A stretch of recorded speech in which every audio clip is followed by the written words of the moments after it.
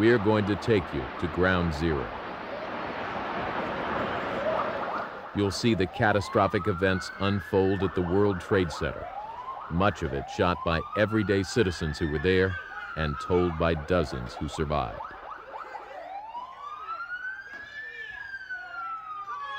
Get in here! Get away from the glass! Oh, my is out there! My is out there! Smith, the whole building, watch the debris come down the street. Don't open the door, get away from the windows. Get away from the windows. Don't open the door. Get behind! Oh my God, thank you, thank you, thank you! Oh my God! Oh my God! You're right! Oh my God, you saved my life!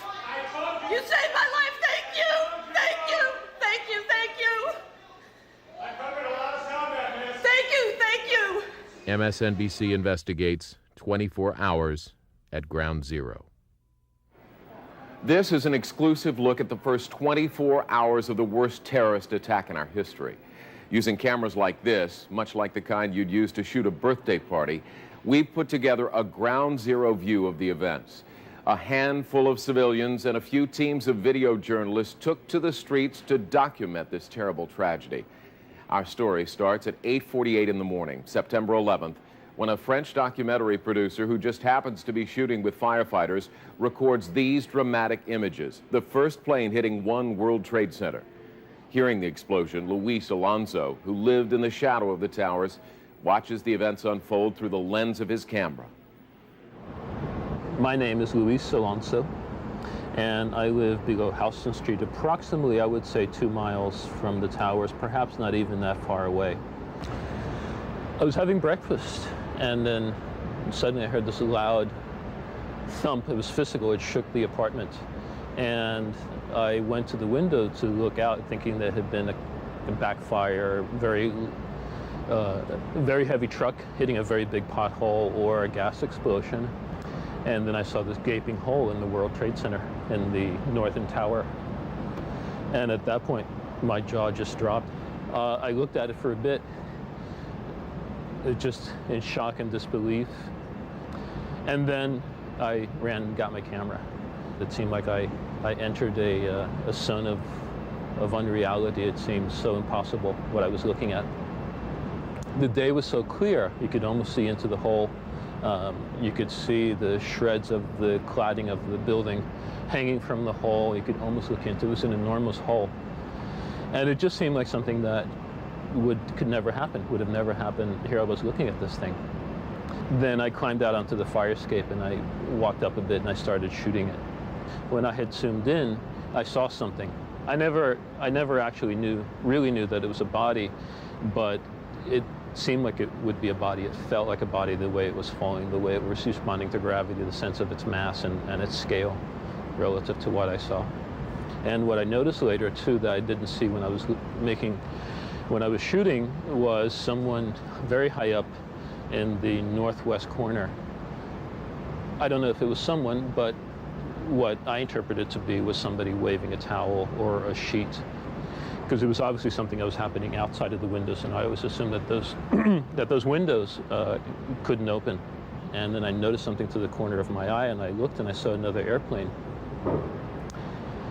And then I tried to react to that and to include that in the film footage. At the same time that just my whole sense of what this was entirely changing. I wasn't thinking. I think I was just reacting almost automatically in terms of doing that. I was shaking, and I'd never experienced it, but I felt like I was experiencing something maybe like what a combat troop would feel. It seemed like I was disassociating from it almost in a way. It seemed so unreal, so impossible. And I was just thinking about what an impossible situation that was becoming for the people inside that building, and then eventually for the people who would be attempting the rescues, which obviously they would have to be, and what would be happening inside of that building. When I saw the other plane, it just became apparent that this was no mistake. This was not an accident. When I saw the paper out of the building, It was a beautiful thing in a way, just all of this sparkling and floating in the air, just as a visual event. And I also thought about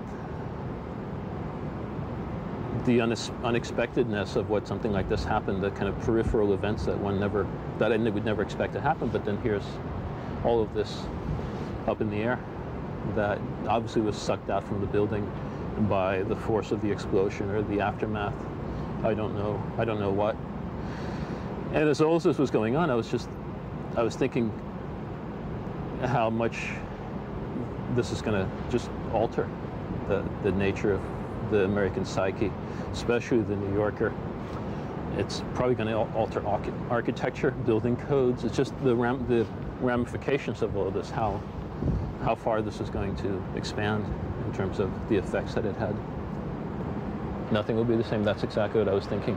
And it's not just in people, but just the whole mechanism of how the country works. It just became more and more and more unreal in degrees. At first, it was this tremendous hole, no idea where it came from. Then a plane hits it. It just, it was unbelievable to begin with, and it became unbelievable in stages, each time more so. It's going to be like when Kennedy died. Everybody's going to know exactly where they were and what they were doing.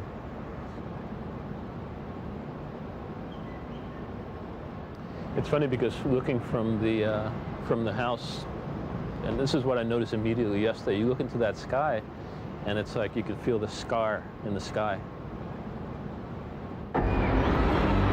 When we come back, the towers will fall, and a young woman's remarkable story as she takes to the streets. Oh my God! You're right! Oh my God, you saved my life! You saved my life! Thank you! Thank you! Thank you! Thank you! And later, putting out the fire at the base of what was once the World Trade Center. There's twisted I-beams and this stuff looks like World War III.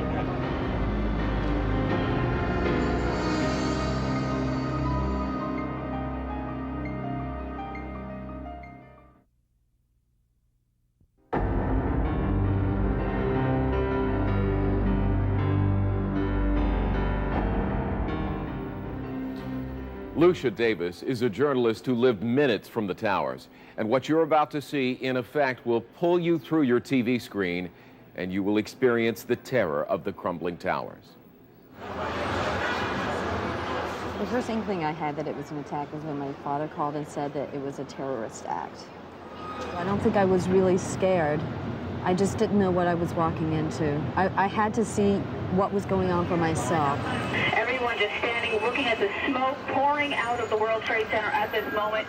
I had never seen anything like this. I've never been in a war zone shooting before, so things obviously are overwhelming. You have a lot of adrenaline going, and there's stuff that happens suddenly that you've never seen before. I saw the two towers in front of my very eyes.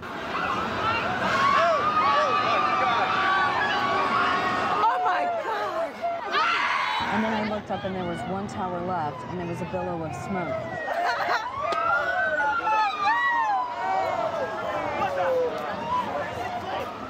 Oh my God, that's just... What does it mean? You know that one blew up? It's gone. I know it's gone. That's why it's unbelievable. And I knew at that moment that there was history happening now, and I had to see for myself what was going on. And I did not think that there was any danger because it seemed so far away.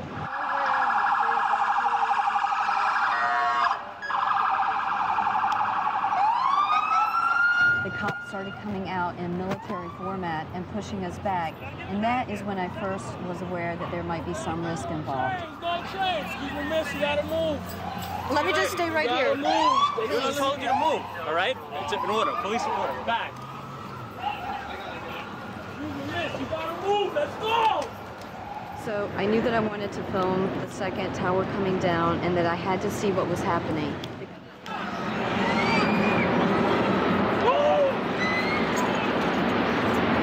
I have an inner sense of where my line of safety is, and I hadn't reached that line of safety yet. I I knew that I had a few seconds left to stand in the street and keep shooting before this cloud of ash and stuff hit, so I stayed to shoot it.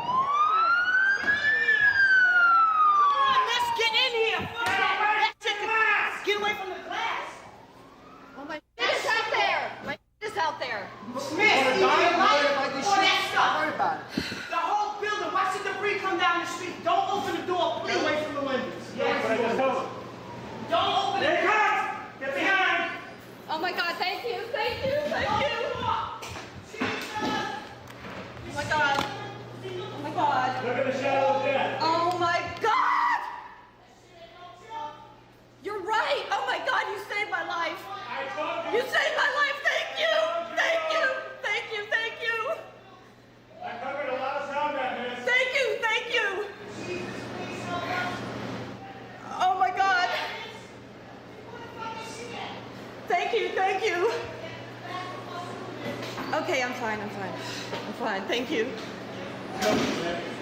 Oh my God. Oh my God. Oh my God. Everyone's dead. Don't open the door. Are we okay? Thank you. Thank you, guys. Oh my God, I cannot fucking believe it. All my shit is up there. Both buildings just fell? You mean people died? Look at the debris. Look at the debris. You see how thick that smoke was, miss? I do. That stuff will kill you. I know. That stuff will kill you. Lead, asbestos, the compound stuff. I know. Don't go out there, please. Look at this. Look at this. No, I just want to get to the window. Please don't open that door. Oh, I ain't opening nothing. Look at the debris. Oh my God. My shit is still there. Yeah, it's still coming down, so nobody on the street. Oh my God. I have never seen anything like this. And this is the World Trade Center. Oh my God. They just lost a bunch of their friends. Oh no. What happened?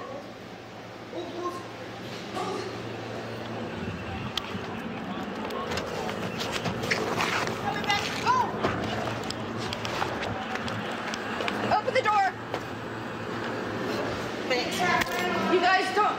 Let me leave my stuff here today. It's very possible that those people saved my life. I don't know if you can die in that sort of thing out there, but I'm very glad that they pulled me into the store, and I'm very grateful. Did you see the shadow? The shadow came first. And going back outside, the first thing that I saw was inches and inches of ash. And God only knows what that ash is made out of. Papers, debris from the 102nd floor of the World Trade Center. People who were throwing up because of the atmosphere. Can you go this way, please? Work with me here. Rescue personnel, frantic, up and down the street. It definitely looked like a war zone.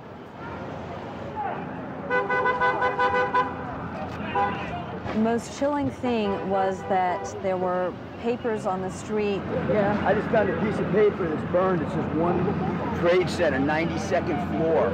You're kidding. Look. With names on them, faxes, documents, and we don't know what happened to those people who just moments before had those documents all around them. I think everyone on the street was probably feeling a mixture of emotions, just as I was. What about the buildings next to it? 'Cause my niece is in that building. I don't know the one next to it. Fear, surprise, shock, incomprehension, disgust, horror, and rage. What religious in their right mind who believe in God would do something like this? How could they do that, bro? It was a surreal experience. It was a disturbing experience. It was frightening. It was overwhelming. And I think it's very difficult to comprehend the magnitude of it. And I really wish I hadn't seen it because I wish to God it hadn't happened.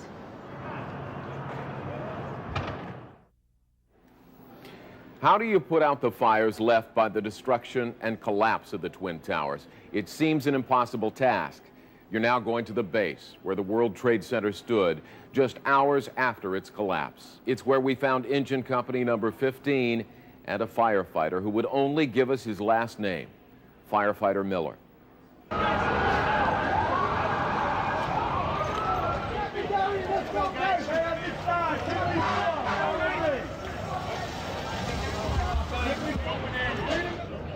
It's tough. This is beyond.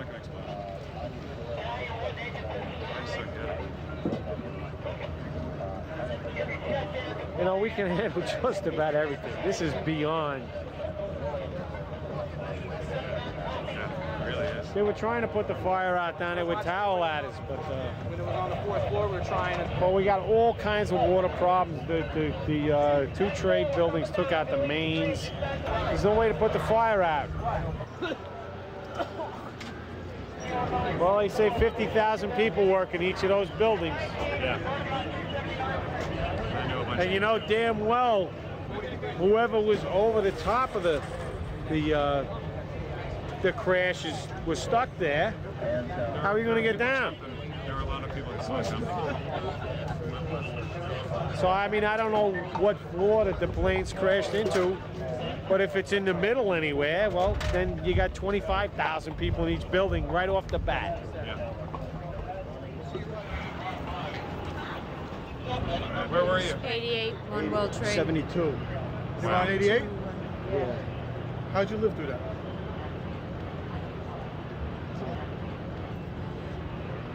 Sheer luck.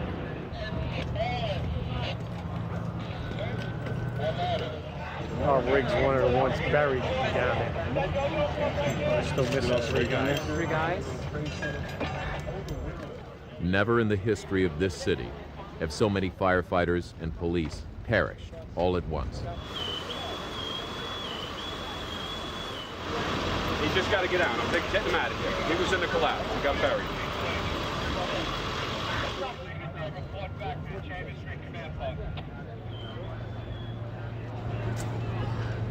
Exhausted and choking on ash, the police and firefighters pull back.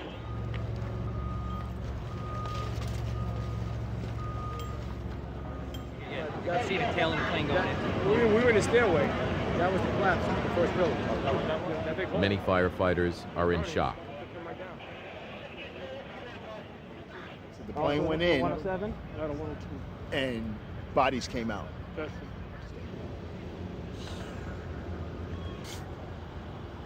They told me firemen are trapped in the subway, ladder 7. So I got to their rig, grabbed some of the equipment, and I went down in the subway. And that's when the second tower fell while I was in that subway. But I went pretty deep. Nobody to be found. It's pitch black there. Nobody to be found. Those who made it out try to call loved ones to let them know they're alive. Hello? But the circuits are so overloaded, cell phones prove worthless.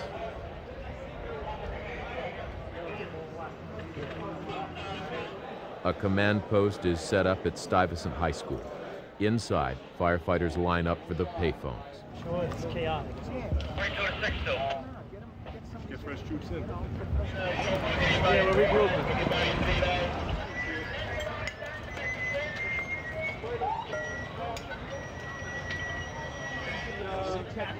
Where's our boss? Right here, stay with me. Chief, copy, 76 right here. If you were in a building, I think you were safe. You know, anybody in the street, forget it. Really? The rubble on Liberty Street's 5 feet high.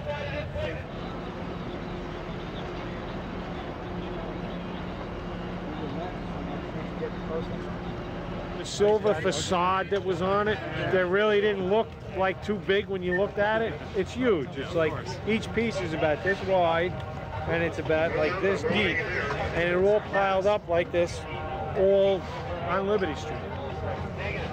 There's twisted I-beams and this stuff you wouldn't. Yeah, if you looked at it, it looks like World War III. Miller realizes that 7 World Trade Center is next to fall. See where the white smoke is? You see this thing leaning like this? It's definitely coming. There's no way to stop it. because you have to go up in there to put it out, and it's already, the structural integrity is not there in the building. Right, you see the fire coming up the terrace. The terrace, that just started. By 3 o'clock, help is arriving in the form of fresh troops from the outer boroughs and nearby counties. Okay, well right now I have like 46 units of guys who have not worked. Are you going back? Yes. Yeah, everybody that hasn't signed up yet at this command post, let's get themselves on the board.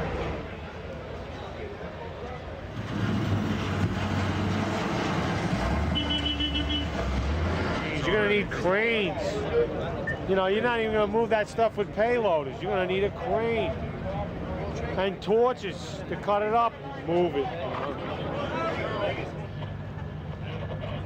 They had a total recall of all the off-duty firemen to come in.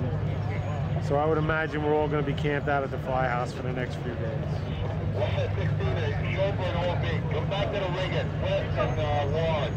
Because we have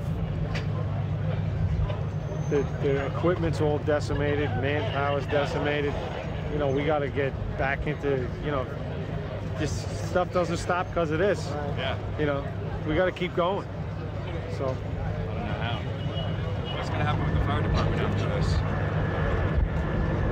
As far as what? I'm going to go to funerals.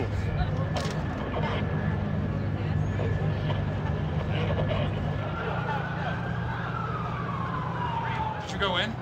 I was there, yeah. Are you going back? My job.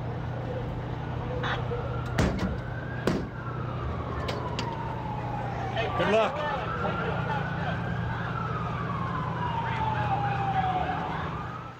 Next, inside the intensive care unit where the first casualties are being brought. This is one of our first patients we saw in the emergency room. He's a 50-year-old white male. He was actually an insurance broker. He was just in his office and was actually on the 78th floor.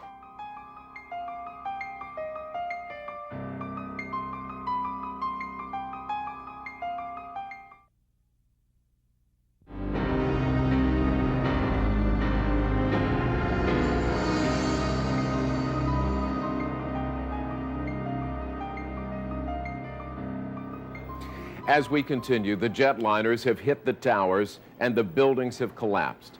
We now take you inside the intensive care unit of NYU Downtown Hospital, where medical personnel give you, in their own words, a real sense of what it's like to face this tragedy.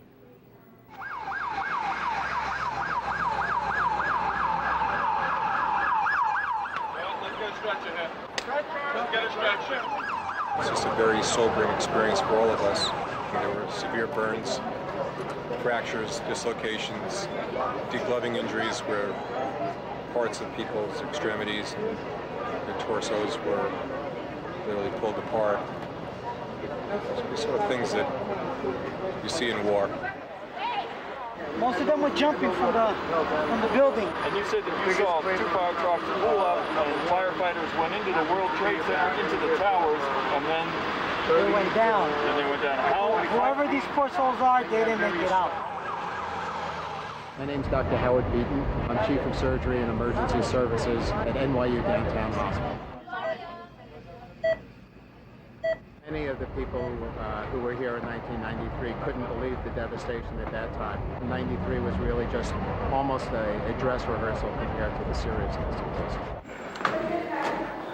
How many times have you been up and down these stairs today? More than I can count. When 7 World Trade Center went down an hour or 2 ago, we lost power. We're on our emergency generators now. I'm told that we can stay on our emergency generators for 36 hours. And all essential services can run here, including the operating room. All of this right now, the monitoring, the respirator, everything is running on emergency power without any interruption. As a matter of fact, the GE emergency generating truck, I saw it pull up to the hospital with backup generators in case there's a problem with our backup generators. We have double backup on the generators. Right. I've been running, bringing bodies back, bringing them to the triage unit. We didn't bring anybody back alive. How are you holding up, doctor? Well, considering about as well as could be expected. It's pretty horrific out there, obviously. Unfortunately, from my standpoint, people come in, a lot of them are not salvageable. We are staffed to run how many operating rooms right now? We're staffed to run 3 operating rooms until midnight. What have you seen today? Seen the most horrible way man can treat man. What I thought I'd like to do is to check up on the status of the patients who are in our intensive care unit now. This is one of our first patients we saw in the emergency room. He's a 50-year-old white male.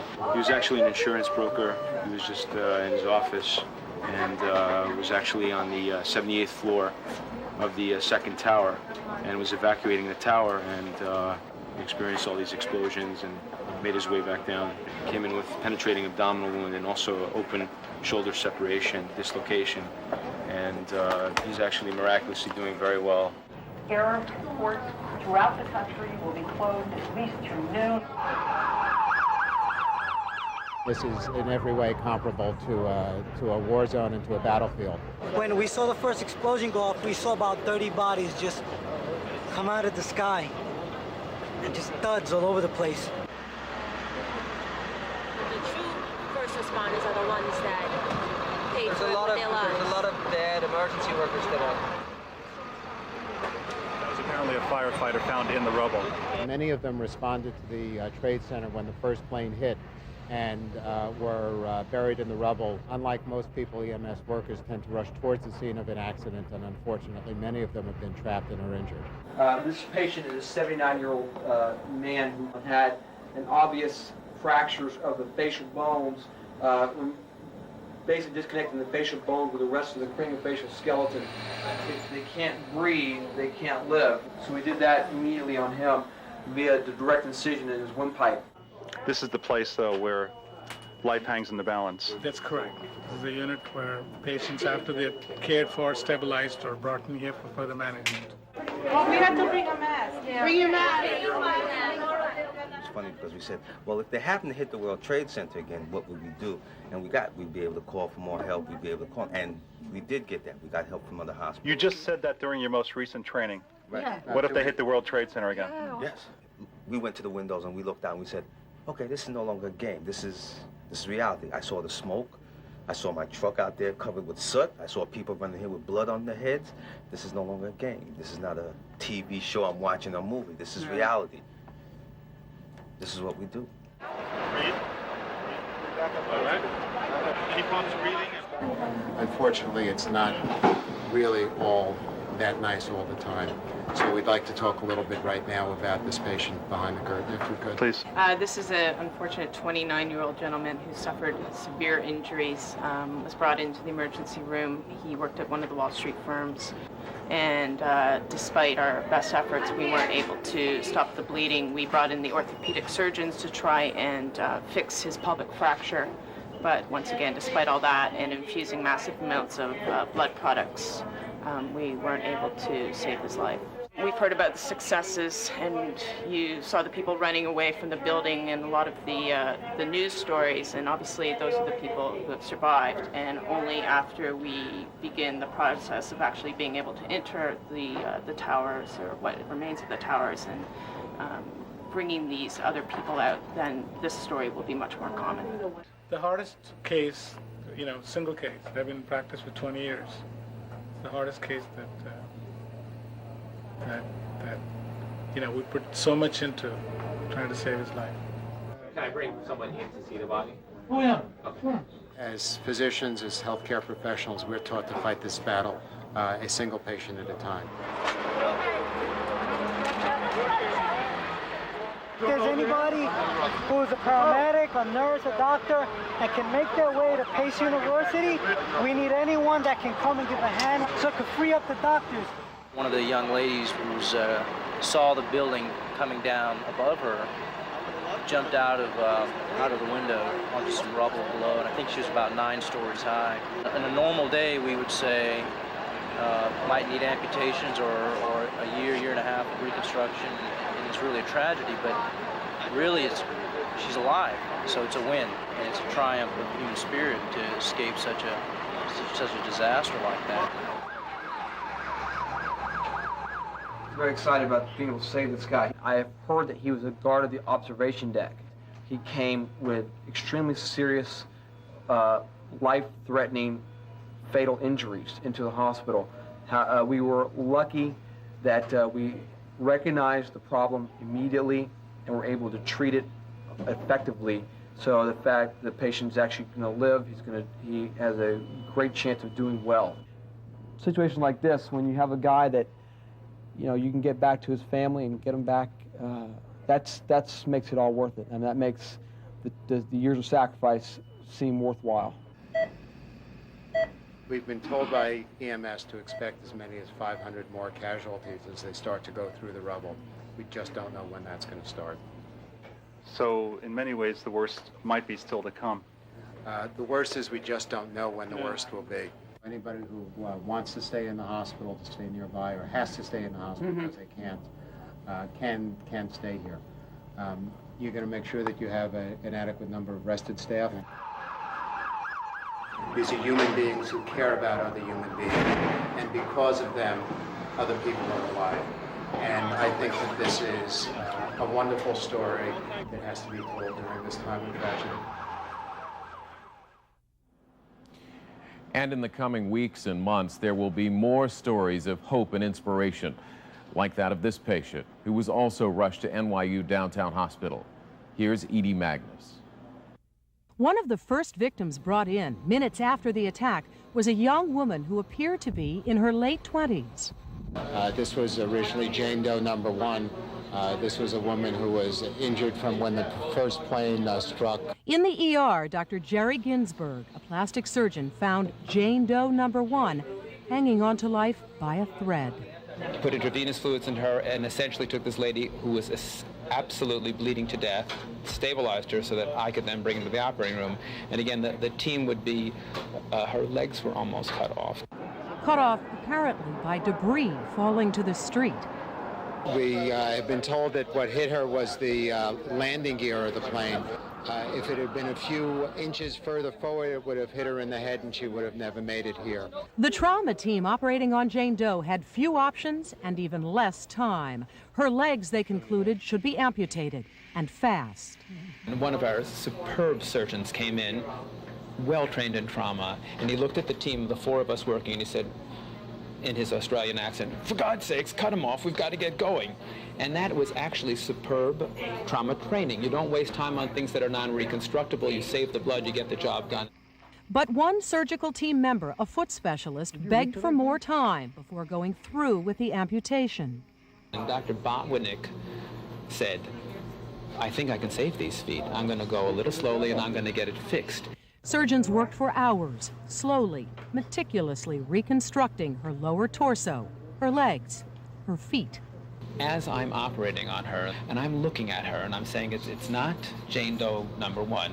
It's somebody who's got gorgeous dark curly hair, and she's probably late 20s or 30. You do think about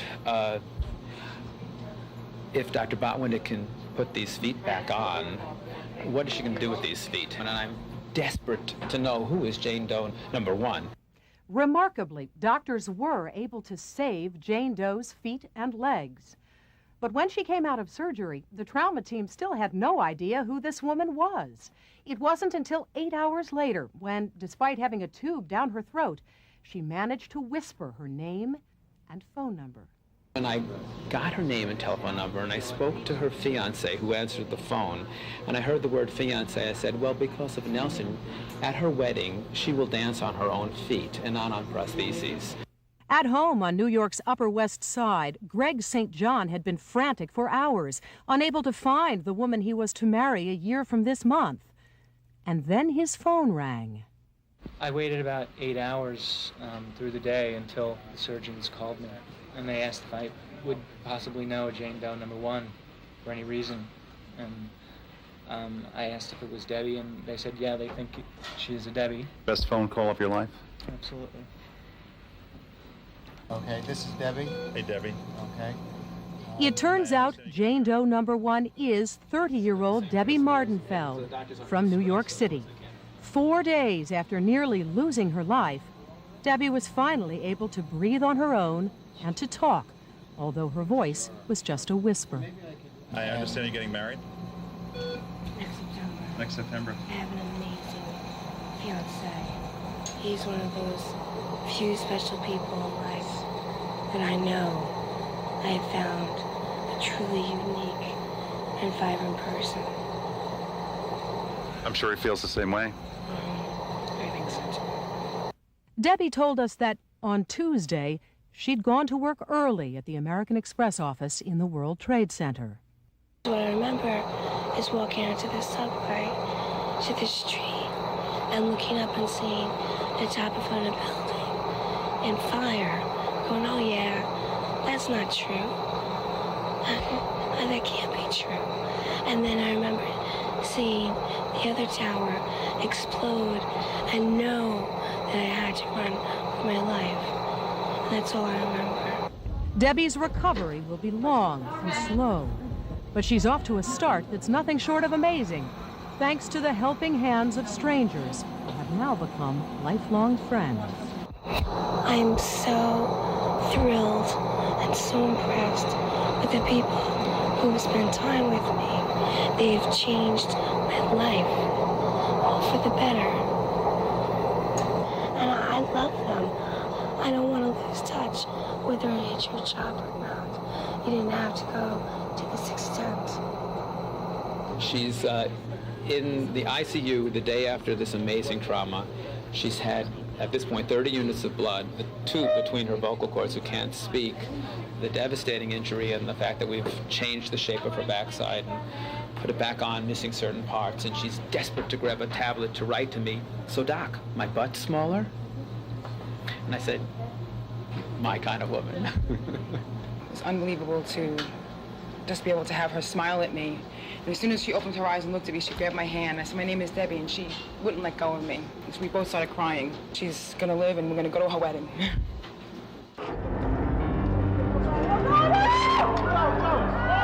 Next, the emotional impact of the people at Ground Zero.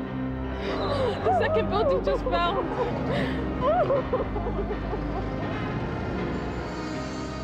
And later, a look at Ground Zero in the dead of night.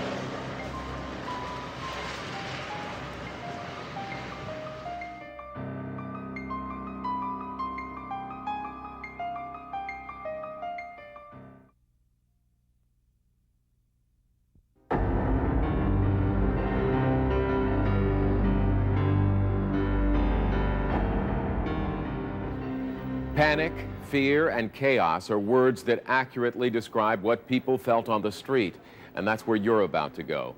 It will become a breeding ground for rumors and misinformation.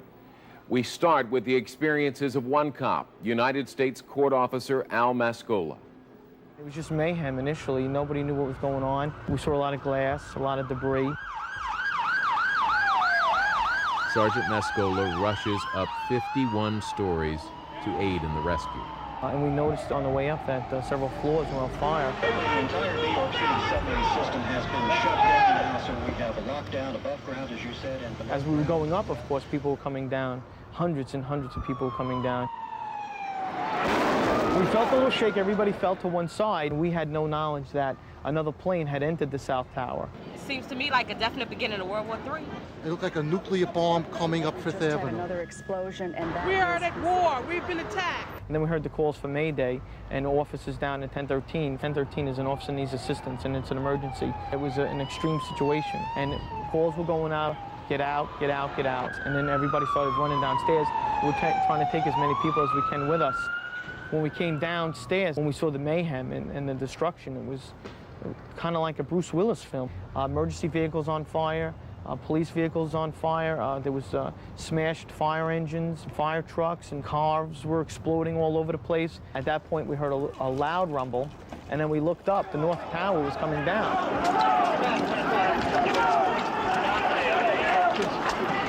No, the whole left tower is no more. Look. There is no left tower anymore. We were just standing here, and all of a sudden, the whole left tower just collapsed, like sawdust. And if you look down there, it's just one big, huge dust cloud.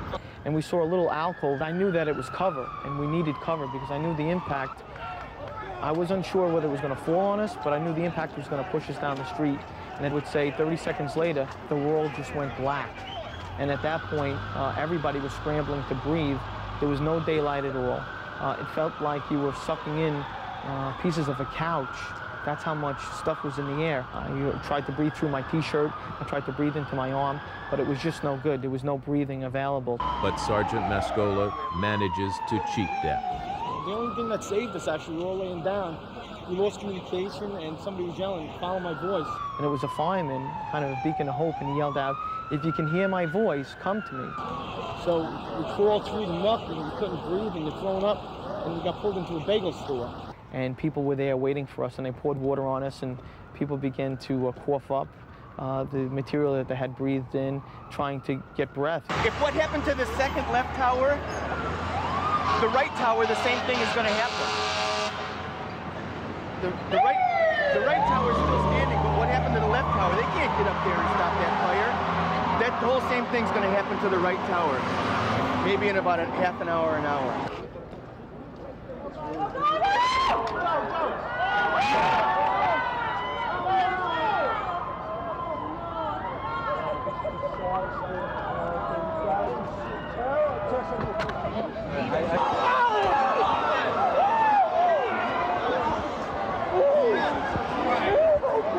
Give me the...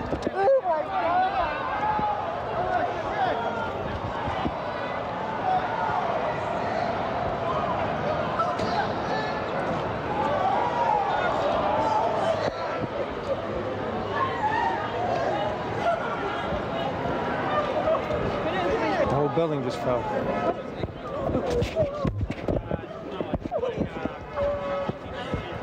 What did you see just happen now? The second one just came down. But I work in the work. I can't call that over. The second building just fell.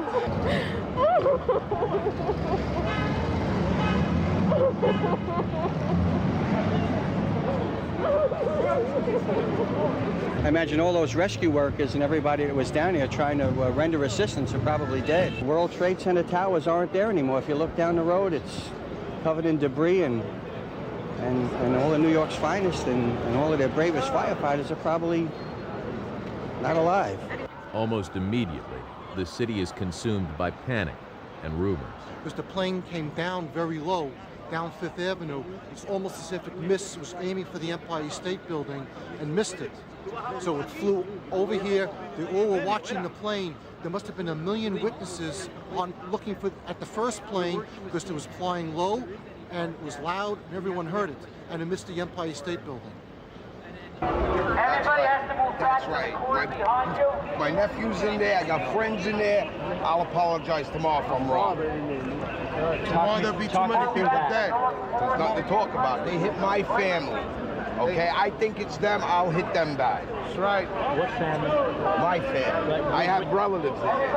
Okay, just talking through how you know where they were. Because they went to work this morning. I've been able to use the phone here, and I've been talking to people, and they all have these horrific stories, and the worst stories are of people who know people who work in the World Trade Center. Both of them are down. Both of them are down, and the Pentagon got just hit by a second aircraft. That's some shit. It's on TV right now. This was all calculated, man. But those were there at the same exact time, man. Oh, my goodness. There are 8 planes, American planes, that have been hijacked. 8? Come out of here, man. Hey, man, let's go, man. It's all about 8 planes. 8 planes been hijacked. Let's go, man. Oh, God, I can't find a payphone to take it to the next Times Square.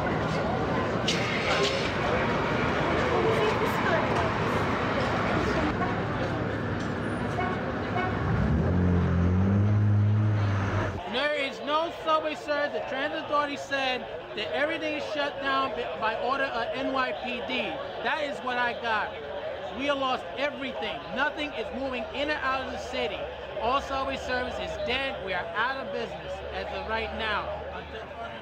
Do they have an idea of when it's going to resume, or like until that smoke clears up, until the structure is safe, there is nothing moving. Everybody that was on that plane is dead. We don't know how many people are dead in the World Trade Center. So there's nothing going to be moving.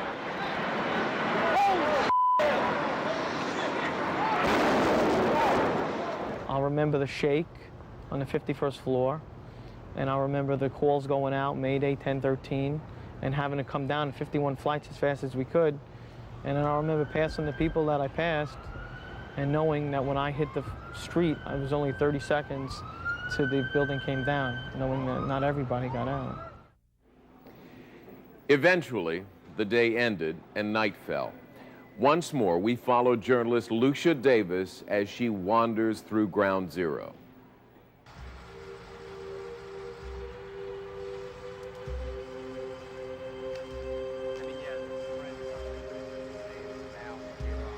It was totally different at night.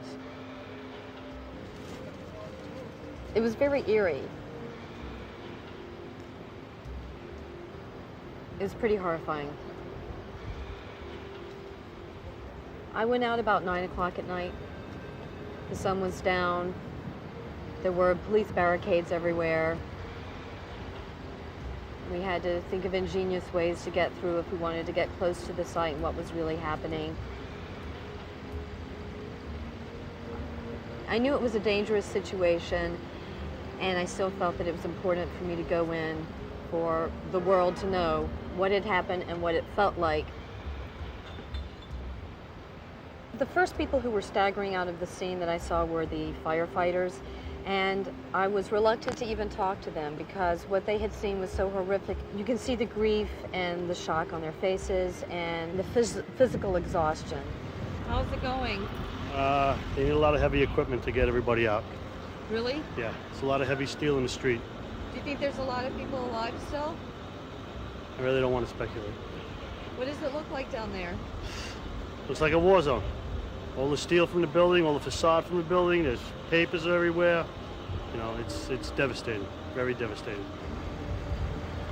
Nothing compares to this. This is a war. I am sure that experienced war reporters know what this is like, but this is my first time being in a war setting.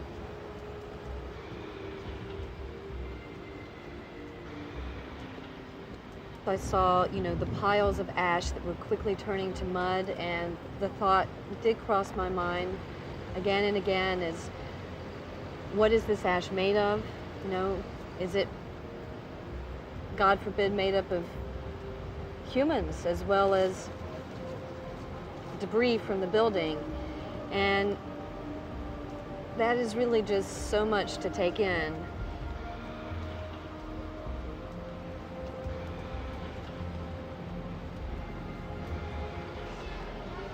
Your mind doesn't feel. You're not in touch with your emotions. It's, adrenaline is rushing, and it's flight or fight kind of response. And maybe for me, with the video camera, that's a fight response. Security was very, very tight down there. And I realize now that it is a crime scene. They don't want people to infiltrate it. You gotta go. It's all closed off anyway. It's a frozen zone. You gotta go. No good. You gotta go. How can we get out? Straight down the block. Can we get a shot right here, and then we'll leave? No, you really gotta go. There's debris on this roof that could fall and kill you at any moment, so I appreciate it if you just Thanks. move on. Thanks, guys. Sorry.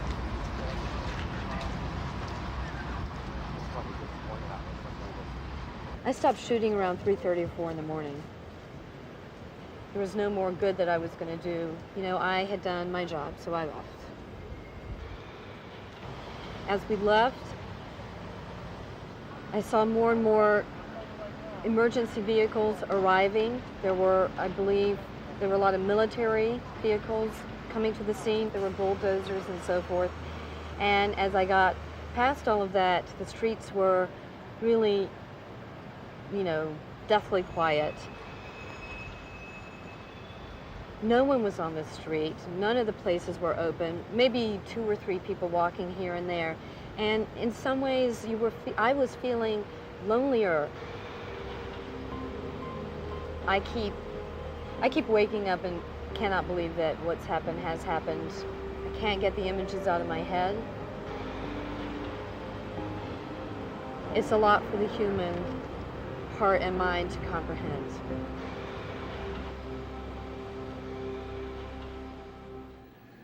In the ruins of the World Trade Center, in the rubble of the Pentagon, In the wreckage of 4 airplanes lie the shattered lives of so many Americans. Our hope is that from those ashes can rise a new national resolve and a new faith in America. I'm John Siegenwald.